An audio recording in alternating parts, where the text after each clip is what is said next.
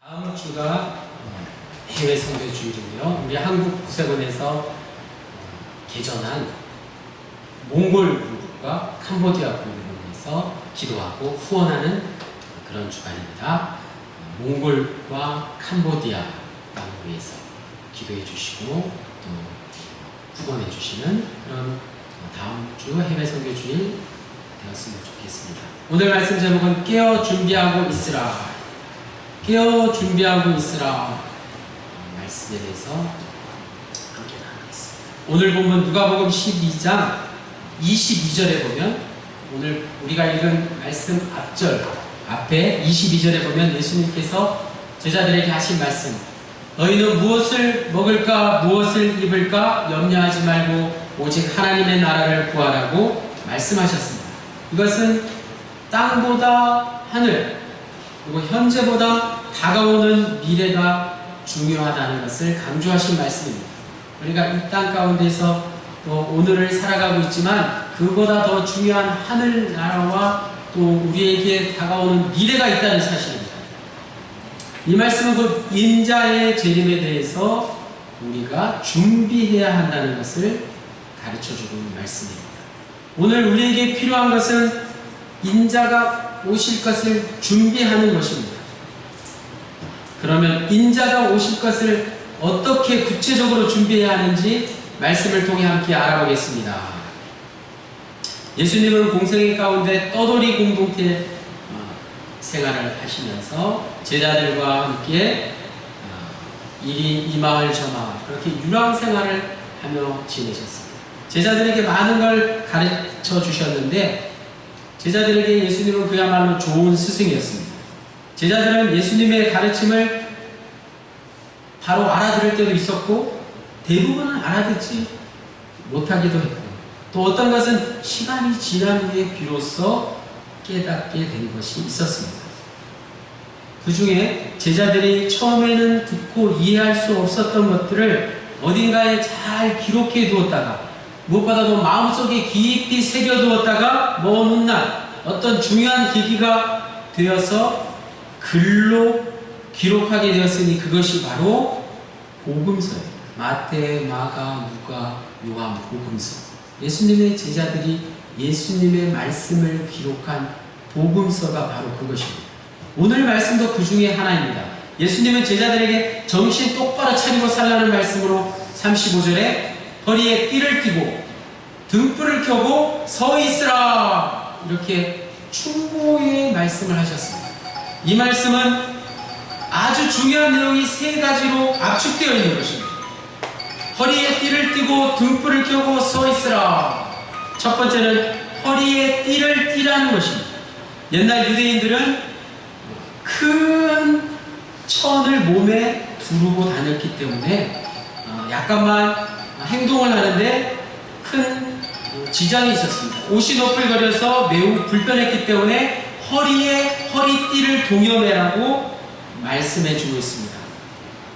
두 번째는 등불을 켜는 것입니다. 밤에 올 손님을 맞이해서 반드시 등불을 켜고 있어야 하는 것입니다. 혹여나 등불을 켜지 않고 불이 꺼지기라도 하면 손님이 오셨는지 알 수 없게 되는 것입니다. 셋째는 서 있는 것입니다. 앉아 있는 게 아니라 서서 손님을 맞이하는 것입니다. 서 있다는 것은 곧 움직일 준비가 되어 있다는 뜻입니다. 허리에 띠를 띠고 지팡이를 들고 서서 무교병과 쓴 나무를 먹었던 출애굽 당시의 명령과 비슷한 것입니다. 하고 있으라. 깨어 준비하고 있으라입니다. 오늘 우리가 읽은 누가복음 12장 말씀을 보면 22절에 예수님은 제자들에게 무엇을 먹을까 무엇을 입을까 염려하지 말고 오직 하나님 나라를 구하라고 말씀하셨습니다. 이것은 땅보다 하늘 그리고 현재보다 다가오는 미래가 중요하다는 것을 강조하는 말씀입니다. 곧 인자의 재림에 대해 준비할 것을 예수님께서 가르치고 있습니다. 오늘 우리에게 필요한 것은 인자가 오실 것을 준비하는 일입니다.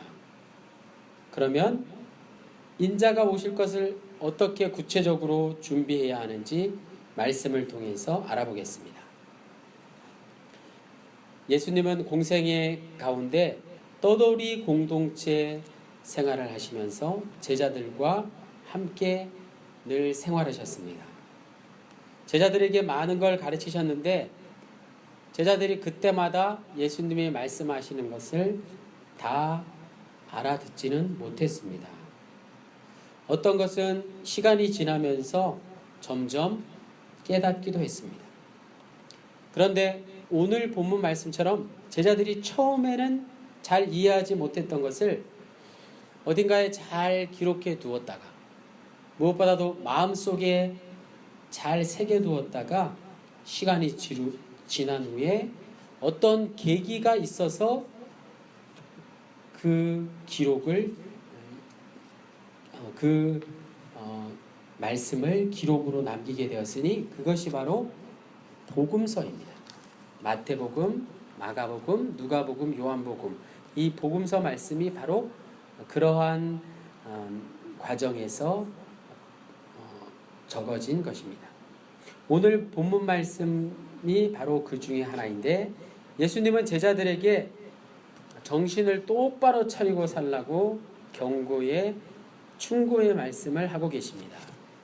35절 말씀 허리에 띠를 띠고 등불을 켜고 서 있으라. 이 짧은 문장 안에는 세 가지 중요한 내용이 들어있습니다.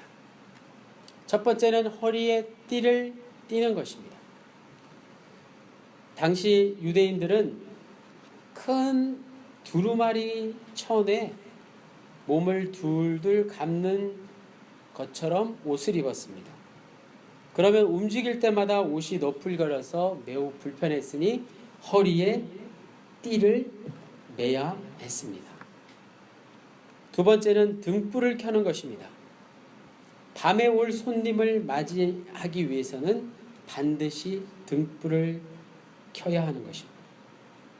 혹여나 등불을 켜지 않거나 그 불이 꺼지게 되면 손님이 오셨는지를 알 수 없는 것입니다.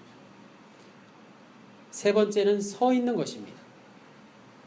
앉아있지 않고 서 있는 것은 곧 움직일 준비를 한다는 것으로 이것은 허리에 띠를 띠고 지팡이를 들고 서서 무교병과 쓴나물을 급하게 먹었던 출애굽 당시의 모세의 명령과 같은 내용입니다.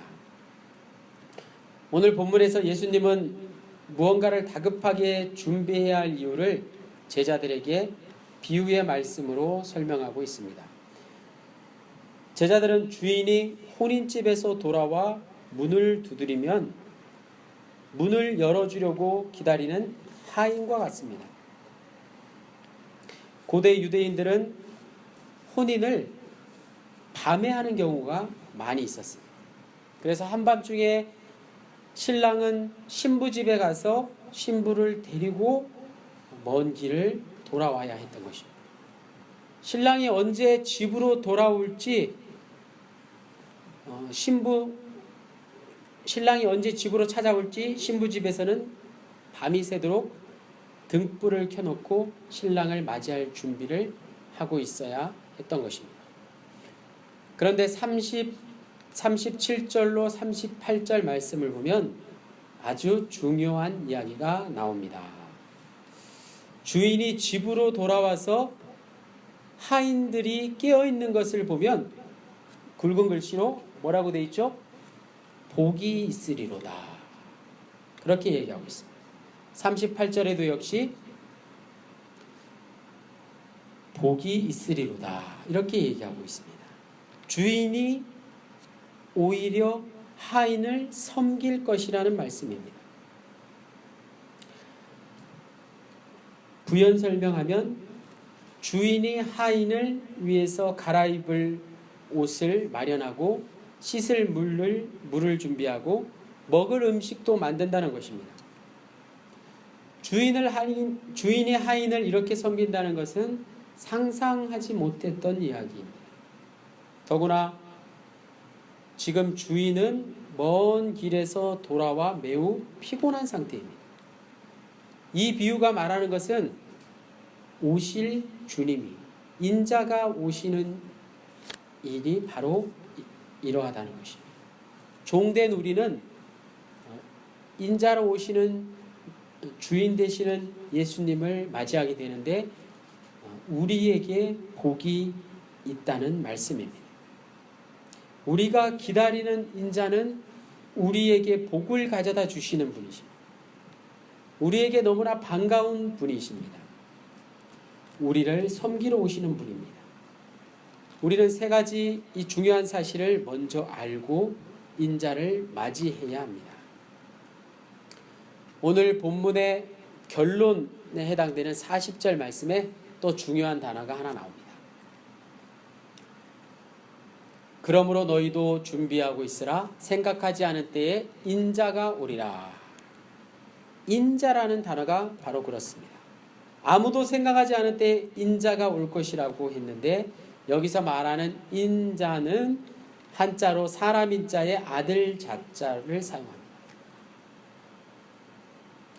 가만 생각해 보면 참 이상한 단어입니다. 남자는 모두 사람의 아들이고 여자는 모두 사람의 딸이지 않습니까? 사람은 누구나 부모의 자식들인데 여기서 말하는 인자란 어떤 의미일까요? 성경에서 말하는 인자는 그저 사람의 이름을 뜻하는 기보다는 장차 앞으로 세상을 심판하러 오실 일을 말씀하는 것입니다. 인자는 마지막 세상을 심판하러 오실 어떤 일을 가리키는 것입니다. 단순히 사람의 아들이라는 뜻보다도 심판자라는 의미가 강한 것입니다. 인자가 온다는 것은 곧 세상을 심판하러 오실 일, 동시에 세상을 심판함으로 생명이 완성되는 순간이 온다는 의미입니다. 예수님 당시에 묵시 사상이 한창 꽃을 피우고 있었습니다. 여기서 중요한 것은 예수님도 다른 이들과 마찬가지로 인자가 올 것이라고 생각했다는 것입니다. 처음부터 인자가 곧 예수님이라고, 내가 곧 인자라고 예수님이 말씀하지 않았다는 것입니다. 복음서에 그런 내용들이 많이 나옵니다. 누가복음 21장 27절에 보면 그때 사람들이 인자가 구름을 타고 능력과 큰 영광으로 오는 것을 보리라. 또 예수님은 21장 31절 말씀을 통해서 이와 같이 너희가 이런 일이 일어나는 것을 보거든 하나님의 나라가 가까이 온 줄을 알라. 예수님은 인자와 하나님 나라를 동일한 것으로 말씀하셨습니다. 즉 재물과 하나님을 동시에 섬길 수 없다든지 또 세상살이에 대한 염려를 다 거두고 하나님의 나라와 그의 의를 구하라는 말씀이 이런 정황에서, 이런 생각에서 나온 것입니다. 예수님은 분명히 인자가 와서 세상을 심판하고 세상을 완성할 것이라고 말씀하셨습니다. 그 순간을 기다리시고 거기에 자신의 운명을 걸었습니다. 예수님이 그러하셨듯이 제자들도 예수님에게서 그런 말씀을 듣고 그렇게 믿었습니다. 그런데 예수님을 따르던 제자들은 어느 순간부터 예수님이 선포한 인자가 바로 예수님이라는 생각을 하기 시작했습니다. 인자가 바로 예수님이라는 깨달음이 그들에게 일어난 것입니다. 그래서 그들은 이제 인자가 올 것이라는 말과 예수님이 다시 오실 것이라는 말을 함께 사용하기 시작했던 것입니다. 즉 인자가 올 것이라는 예수님의 말씀을 예수님 당시의 재림에 대한 말씀으로 받아들이고 선포했습니다. 누가복음 12장 8절에서 10절까지 말씀이 바로 그 말씀입니다. 그렇다면 제자들은 과연 무엇을 근거로 예수님을 인자라고 인식하고 믿게 되었을까요? 이 질문은 예수님이 하나님의 아들이라고 생각했다는 것과 같은 의미입니다. 뿐만 아니라 기독교의 가장 중요한 핵심이자 기독교의 운명이기도 합니다. 이 질문에 대한 대답이 바로 기독교의 존재 이유입니다. 우리의 신앙생활을 계속 유지하게 되는 이유이기도 합니다. 제자들은 예수님을 통해서 죽음을 극복하는 절대적인 생명을 경험했다는 것입니다. 우리가 잘 아는 부활 사건입니다. 그 부활 사건이 아니면 기독교가 존재할 이유가 없습니다. 그저 우리가 세상에서 착하게 살기 위해서 또는 물질적인 복을 받기 위해서 예수님의 제자가 되는 것은 아닙니다. 인간의 죽음이 극복되는 절대적인 생명이 있다는 것. 즉 부활 생명만이 기독교 신앙의 전부입니다. 초기 기독교는 이러한 경험 때문에 인자가 바로 예수님이라고 믿을 수 있었습니다. 그리고 그 오실 인자, 생명의 완성의 때를 기다리며 살았습니다. 그런데 이러한 누가복음 공동체에 곤란한 형편이 처하게 되었습니다. 이러한 초대교회에 아주 곤란한 일이 생겼습니다. 그것은 예수님의 재림이 지연된 것입니다. 부활하신 주님이 곧 오실 거라고 생각했지만 아직까지 2000년이 훨씬 지난 오늘에까지 이루어지지 않았습니다. 초기 기독교의 당시에 이게 얼마나 절실한 문제였는지 모릅니다. 왜냐하면 예수님의 제자들이 살아있을 때 예수님이 다시 오실 것이라고 그들은 믿었기 때문입니다.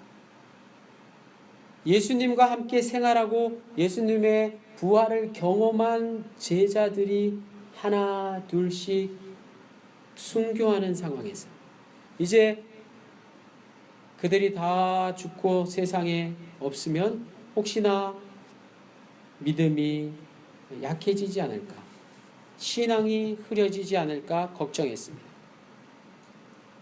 사실 예수님의 재림이 지연됨으로 인해서 적지 않은 사람들이 신앙의 회의를 품게 된 것도 사실입니다. 바로 그러한 상황에 오늘 본문 말씀을 통해서 누가는 당황하고 있는 우리 그리스도인들을 향해서 예수님의 재림이 과연 어떤 것인가에 대해서 인자의 비유를 통해서 깨어 있으라, 깨어 준비하고 있으라라는 말씀을 전하고 있는 것입니다. 그렇다면 예수님의 재림 지연의 이유를 잠깐 다시 한번 알아보겠습니다. 베드로후서 3장 8절로 10절 말씀 다 같이 한번 읽어보겠습니다. 앞에 화면 보시고 베드로후서 3장 8절로 10절 말씀 시작. 사랑하는 자들아, 주께는 하루가 천년 같고 천년이 하루 같다는 이 한 가지를 잊지 마라. 주의 약속은 어떤 이들이 더디다고 생각하는 것 같이 더딘 것이 아니라 오직 주께서는 너희를 대하여 오래 참으사 아무도 멸망하지 아니하고 다 회개하기에 이르기를 원하시느니라. 그러나 주의 날이 도둑같이 오리니 그 날에는 하늘이 큰 소리로 떠나가고 물질이 뜨거운 불에 풀어지고 땅과 그 중에 있는 모든 일이 드러나리로다. 아멘. 재림의 지연을 베드로 후서에서는 이렇게 말씀하고 있습니다. 첫 번째는 하나님의 오래 참으심 때문입니다. 영원이라는 시간에 거하시는 하나님의 인식과 인간이 느끼는 시간과의 간격 때문에 하나님의 기준으로 시간은 하루가 1000년 같고 1000년이 하루 같다는 말씀입니다. 두 번째는 모든 사람들에게 회개할 기회를 주기 원하시기 때문입니다. 이것이 바로 하나님께서 인간을 용서하시겠다는 확실한 의지의 표현인 것입니다. 그러나 가장 중요한 것은 10절 말씀에 무한정 심판을 지연하시지 않는다는 것을 우리는 잊지 말아야 합니다. 주의 날이 도둑같이 오리니, 주의 날이 도둑같이 우리에게 찾아올 것이라는 말씀입니다. 그 날에 곧 절대적인 생명이 완성되는 것입니다. 그런 믿음에 우리의 운명을 걸고 신앙생활을 하는 것입니다. 구세공보 8호로에 보면 이러한 글이 소개 나와 있습니다. 꿈처럼 맞이한 해방, 통일은 깨어서 맞이할 것. 꿈처럼 맞이한 해방, 통일은 깨어서 맞이할 것. 저 뒤에 구세공보가 나와 있는데 꼭 이 기사를 읽어보시기 바랍니다. 제목의 의미가 무슨 말인지 와닿으시나요? 저는 여기서 통일이라는 단어가 곧 재림이라는 단어로 그렇게 이해가 됩니다. 우리가 그토록 소망하고 꿈꾸던 통일이, 해방이 올 것이지만 그저 꿈같이 지푸라기 잡듯이 아무런 생각 없이 그렇게 맞이하는 것이 아니라 깨어서 통일을 맞이해야 된다는 그런 메시지입니다. 이거를 자세히 읽어보면 자신은 어린 시절부터 아주 통일이 된다는 것이 얼마나 힘든 일인지 그렇게 선조들로부터 이야기를 들었는데 선조들조차 통일에 대해서 믿지 않았다고 합니다. 하지만 자신은 통일에 대한 꿈을 저버리지 않고 통일에 대해서 잘 준비를 하던 차에 찾아온 그 해방이, 맞이한 통일이 결코 낯설지 않았다는 사실입니다. 돌이켜 생각하면 나는 나 자신도 모르는 사이에 해방에 대해 준비를 하고 있었던 셈이다. 이렇게 고백하고 있습니다. 예수님의 재림도 마찬가지입니다. 우리가 어느 날 갑자기 예수님의 재림을 맞이한다고 그 재림이 우리에게 낯설게 느껴져서는 안 됩니다. 예수님의 재림은 결코 우리에게 낯선 것이 되어서는 안 됩니다. 우리가